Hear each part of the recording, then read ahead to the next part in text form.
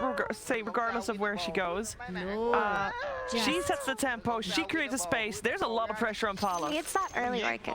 Okay, there's a lot of pressure. I mean, this is the final game of Execration, bar tiebreakers, of course, but the final one in their wild cards round robin matches. Let's find out how it's gonna play out for them against Team Nigma Game 2 together with Gareth and Lacoste. Thank you, Shiva. Yeah, a lot of pressure on that Queen of Pain, trying to remedy some of the draft issues there for Execration. A lot of long cooldowns, like the panel was explaining, against Nigma's fast-paced draft, and an anti-mage at the end to round it all off. Lacoste, are you leaning towards Nigma like the panel were? Yeah, the Queen of Pain, a new hero. Definitely, there's a reason why hero hasn't been picked that often. They're swapping the lanes. They're gonna put Morphling on a mid lane. It's a much better matchup against the Invoker. Okay. And have Queen of Pain on the side lane, safe lane. Because Morphling is like half-range hero. Oh, that lightning! Oh, Nico is already dead! The Tidehunter's gone! LTW gets first blood, your safe lane carry's already picked up a kill. Just like that, Nigma kick off this second game with a bang. And like the panel was saying, Execration's last potential chance to get another victory up on the board. They've drawn everything, and we'll see if they can pick up a win here against Nigma, but not a great start for them, and some tips already flying out, some camaraderie tips there. Yeah, I guess the reason is Queen of Pain doesn't get as pressured as Morphling would be on a mid lane. So with this swap, they have a win-win situation pretty much. They're setting themselves up for two very good lanes. But as you mentioned, first blood for AniMajor. So that's a big chunk of gold for him already. Yeah, great start. So that's going to be that nice quick move into the Ring of Health. That'll give them the sustain, and you really do start to think about the snowball from the AniMajor there as we take a peek into that mid lane. Miracle against Yoe. Already just harassing back that Morphling with his right clicks. Also Enigma deciding to swap things around. We have GH playing position 4 Elder Titan in the safe lane. Wouldn't be able to do much on the top lane against two range heroes. Completely shuts down the ET, so there are swapping things around. Kuroki right now will block the big camp and also do the pull. A lot of stuff happening at the same time. Yeah. Dota, straight up efficiency. Kuro, very good at it. Everyone already getting off to a great start. And I guess also, BDZ dying bottom. GH there with his bonus damage out of that Astral Spirit just runs the Dark Willow down. Finds a nice pick off. I guess Kuroki here, the Lion, also, it's not a sad thing for him to be able to swap into this lane, right? Still have the double stuns with that Earth Spike into the Spear from Mars. They'll have set up and catch onto people. And GH doing a great job bodyguarding the AniMajor, bullying back both Nico and BDZ already. Nico already out of mana. He has phase boots in his quick fly. I would prefer if that's a soul ring. Maybe he decides to swap. That way you have a bit more strength, more damage, and could potentially use your spell this way. You don't do anything. One thing I would love to see is them bringing out a bit more region to the bottom lane. Elder Titan bringing us out. He is playing a position 4, but will need to do a position 5 jobs for the first couple of minutes. Bring those healing salves so that the AniMajor can sustain. Salve spammer. That's the name of the game for him. And Yoe very low in the mid lane, has a Fairy Fire and of course... Lowy, very low on HP there on the mid lane. He's got a Fairy Fire and Strength Morph now. His bottle arrives. 2-minute Water Rune, bottom one for him. Top for Miracle, of course. And Mind Control here, contending with Palos, Queen of Pain, who has come back to try and contest the lane dragging, which Kuro has been so successful in. Something Quap, of course, can do, being able to blink around the map. While that Warlock is trying to drag back and pull some camps for himself. Warlock, Queen of Pain, you don't get too much out of that lane. It just doesn't sound good. You want to pair him up, but we already discussed why they decided to swap lanes. It's just the lane does not feel particularly strong. Yeah, I guess, all that talk and potential negativity around the long cooldowns and abilities from Execration, when they do have team fights with the Fatal Bombs, the Sonic Wave, the Aghanims that Effie was mentioning as well on the Queen of Pain, they've got a lot of burst damage and the ability to bring these heroes down incredibly quickly. So when they get team fights that go well for themselves, they could start to build up that critical mass they need on the Morphling. Bottom lane is pretty much won already. LTW, Ring of Health available, has 6 stick charges, no mana on Tidehunter, does not feel pressured at all. At this point, Tidehunter puts another point in Anchor Smash. Is that early too ring? Much value. I think it's better if you just get a Kraken Shell since you're not going to have mana anyway. You may as well just start tanking up, beefing up in that bot lane. Just get stats. Stats and Kraken Shell. Is that the build? No, I'm kidding. I mean, I have to explain myself. I'm being sarcastic. Really? A lot of times, so people, you know, don't know if I'm joking or not. Someone might do it in pub and then quote me, slide into my DMs, send some angry messages. No, they'll be thanking you, and you'll be congratulating them for winning with such an amazing build. Nico, he's dead down in the bottom lane, caught out. Kind of wanted to die in that situation. He'll respawn with a nice double wave coming his way, and of course, full resources again for him. But you know, like you're mentioning, it's a victory for Nigma no matter what way you look at it down in the bottom lane. GH pulls back, LTW spamming denies, trying to get rid of all the resources that they wanted to claim, and a good little tornado there. Did that bottle refill? Did Yoe's bottle get refilled? It did. Okay. It was close though. Good attempt from Miracle to stop it. Yeah, it's a nice try, you know, just try to disable him, send him up in the air so he can't pass the bottle up. Queen of Pain on top of the CS board. You definitely need to get, like Orchid might just get a power treads, but Queen of Pain's strength is jumping on a certain hero, blowing him up. Orchid just feels natural. Yeah, early days, Invoker, AM, Lion, probably the big targets there for you as the strength's more from Yoe. Gets him out of danger. Out of the grasps of Lion, who did rotate into mid, while it looks like GH's Courier, sniped by BDZ. We see a lot more just mana burners being picked up. Like Lion, in this game, Nigma, they got 3. You have Mana Drain, you have AniMajor, and you also have EMP. Nyx Assassin super popular. Before, like this was one of my point combos to play against. She's gonna be fine. Nyx Assassin plus Medusa, when she was stealing mana, you weren't able to use her abilities. Mana burn plus a snake, whole mana pool gone. Especially like Wraith King before he got his Agnum shard. Solo kill. Oh, Miracle killed Yoe mid. Well, he deserves that tip from mind control, that's for sure. So what was that? Just a shift down through the Morphling and shift down, got surprised by a tornado. Complete surprise, yeah, for everyone.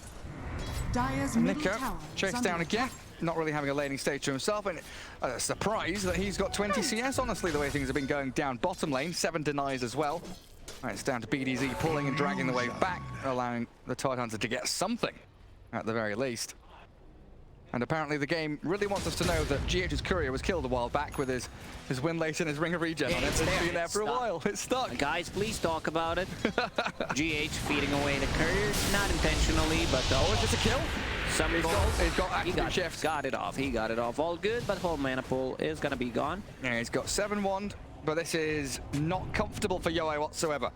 Being chased and hounded by the Lion every step of the way. Radiant's top tower is under attack. Good pressure from Nigma across every single one of their lanes. A bit of a different build from Miracle. Understandable, playing into Morphling, wants to get that Urn/Spirit Vessel early. Just reduce the healing and have that kill threat, especially on the supports. Also reduce the healing coming up from Warlock. Oh, that's a good point, yeah. Get rid of some of that sustain. Level 7 Invoker, almost level 8 now. They're sticking in that mid lane. Not really bothered about rotating too much. Just keep sticking it onto Yoe's Morphling, who did get the shift off. Inside that tornado, and healed up by the Shadow Word of Warlock, who comes in to try and react to some of this Nigma aggression in the mid lane. Have a stun again. He's going to be all right for now. Still holding out, but GH's arrival should be able to force him out of the lane now. BDZ and Nico both reacting to the ET's movement. Curse Crown into the Bramble Maze with Miracle and Kuro. Here with the stuns and the stomp from GH. Nico being drained of his mana. BDZ still aiming for this GH kill. He was the ward there. He was just checking if there's a ward there, and now he thinks it. Like, before you die, be efficient. GH is a god. Neutral creeps actually get him. The God Gamer Saturn takes him out. And a good spear back from mind control top allows him to securely TP back to Fountain. So some good reactions from Execration, you know, needing to bring the numbers into that mid lane to defend their Morphling.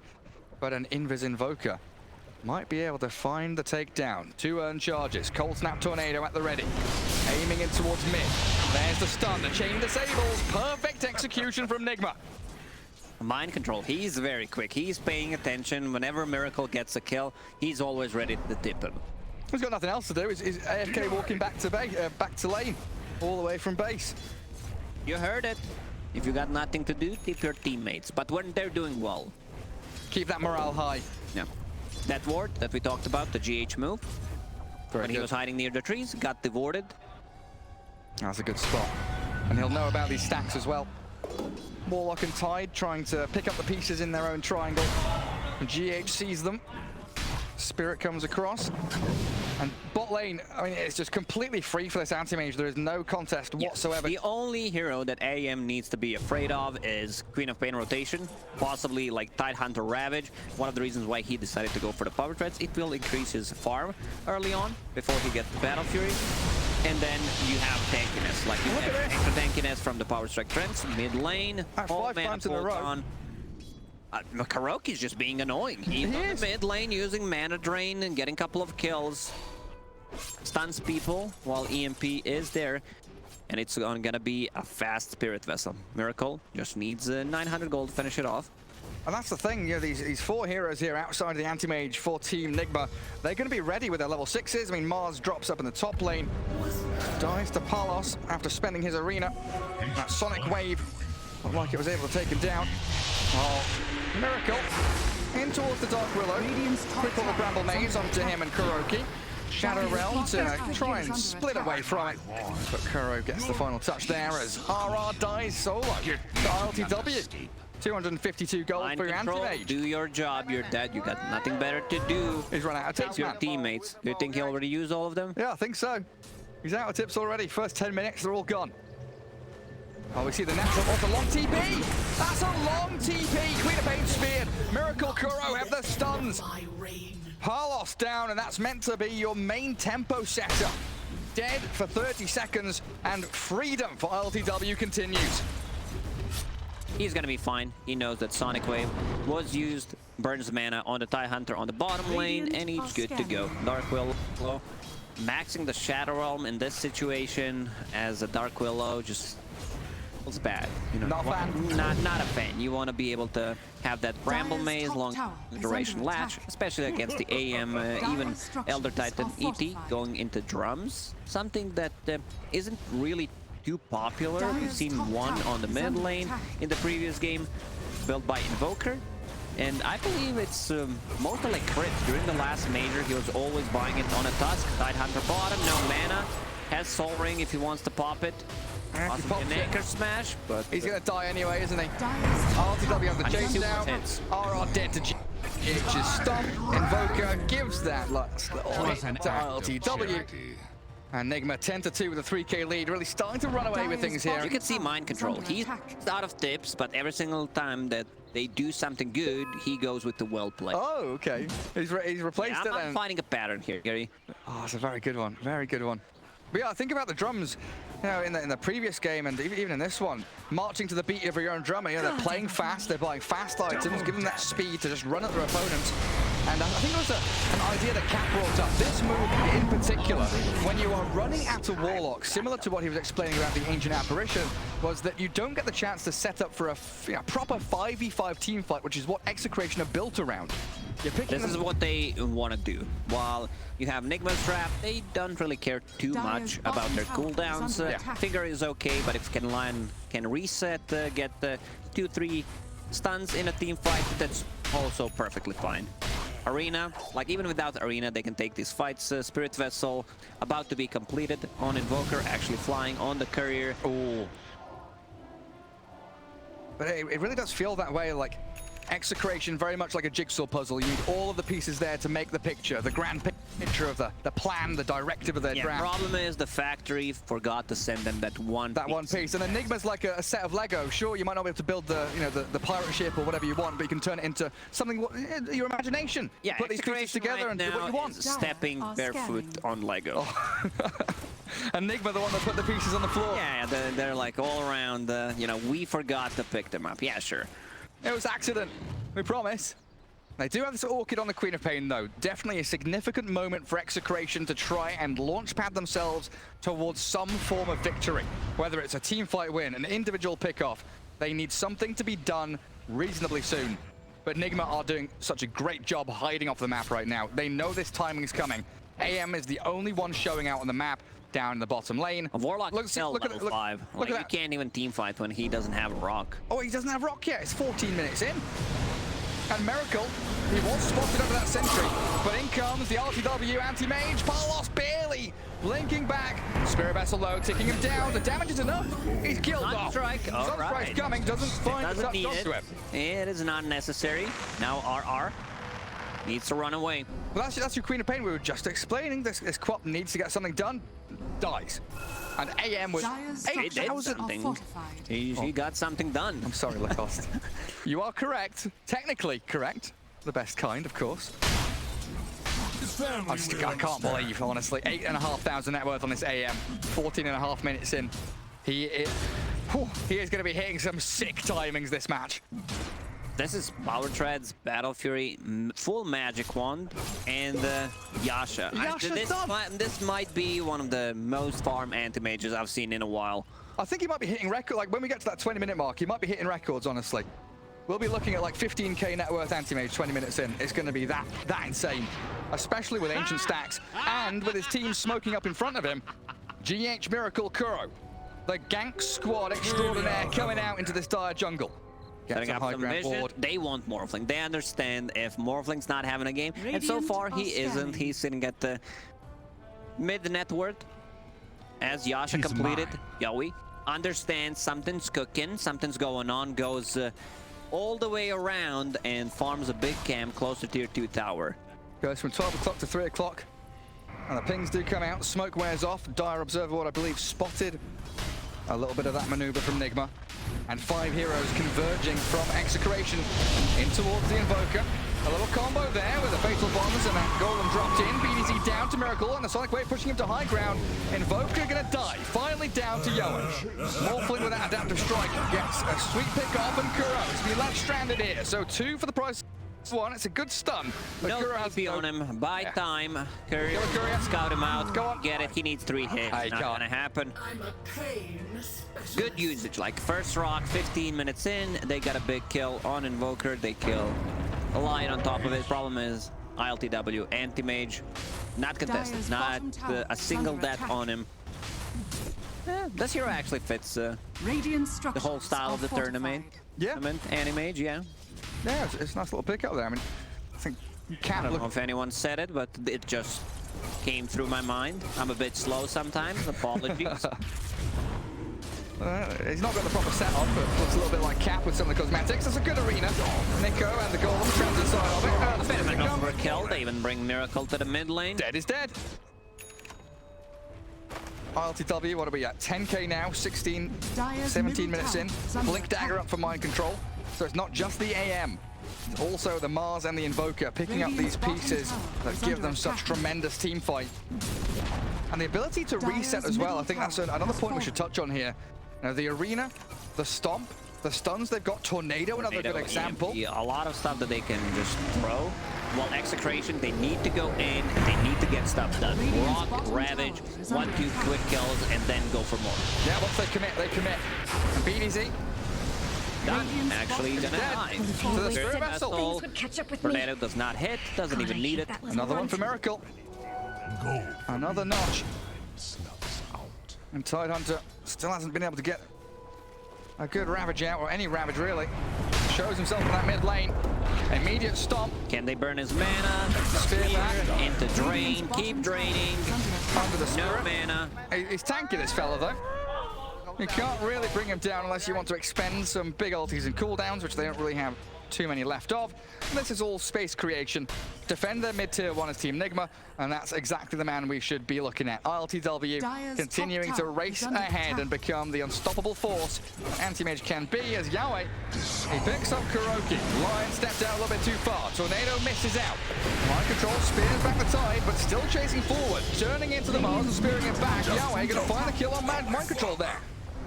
2 good kills. Double damage also spawned. Yowie will pick it up. Yowie, he is recovering nicely. As SNY done, plus a double damage, some status resistance, always going to be much better than building up Manta style against the Lion, against the ET Stomp, Bolt Stab as well. And this is where Execration are meant to be really strong, right? Ravage ready, Sonic Wave coming up. with enough mana for Palos in a second. Golem is at the ready too. And when the Invokers deny that tower right under their noses. Free gold. You get a gold for denying a tower. Easy money.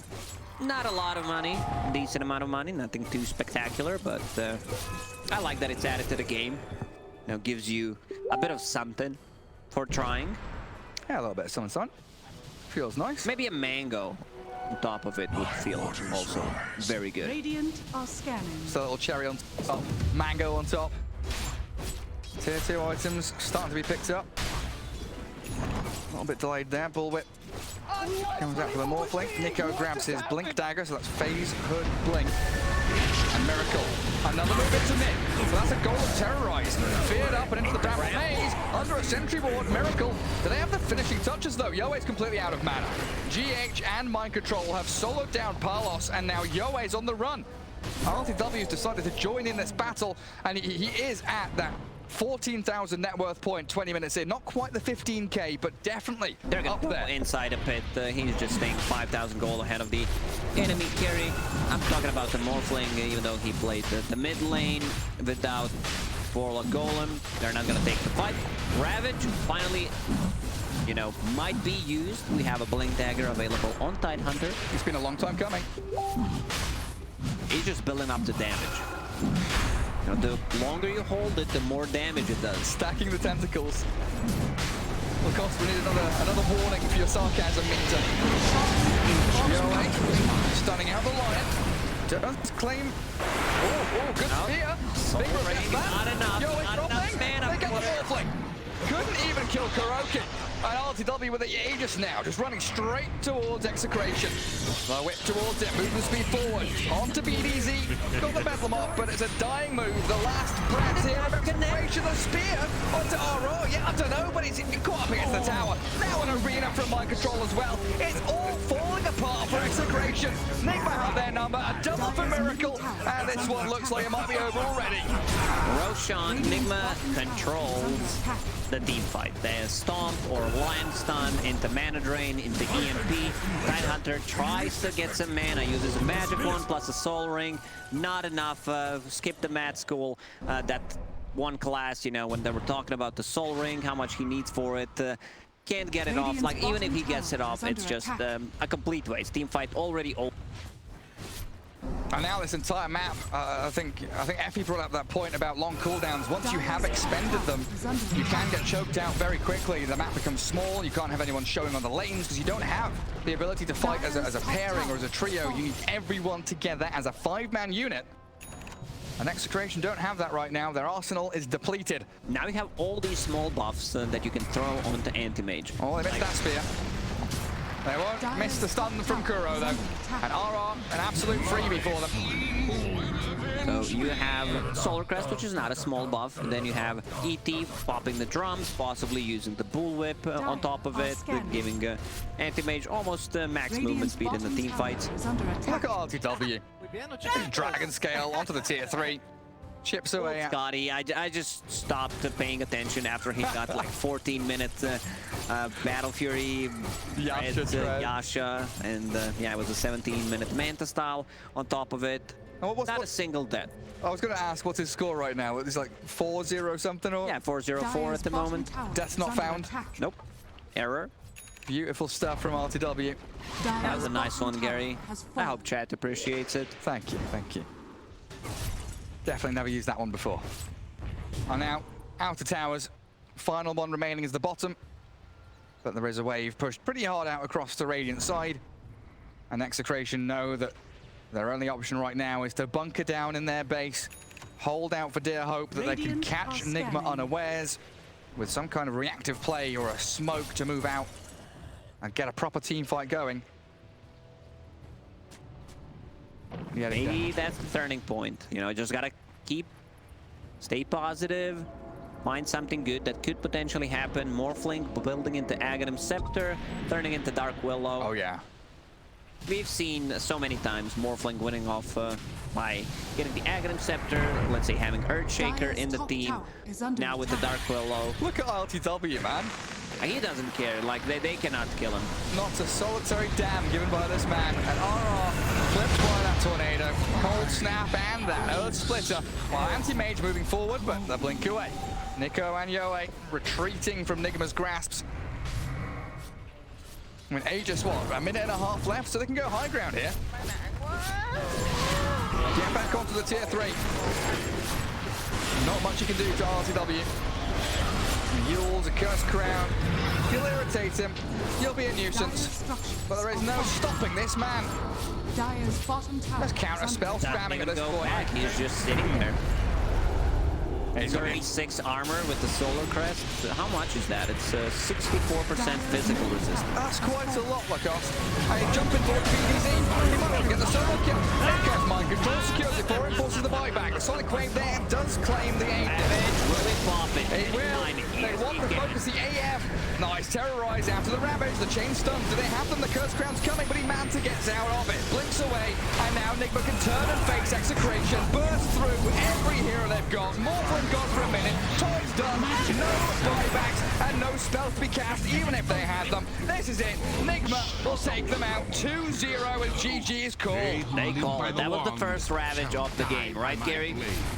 Pretty much. I believe so. Yeah, they try to go for a play. You know, the execution was not bad. The Ravage into terrorize, into stun. In the end.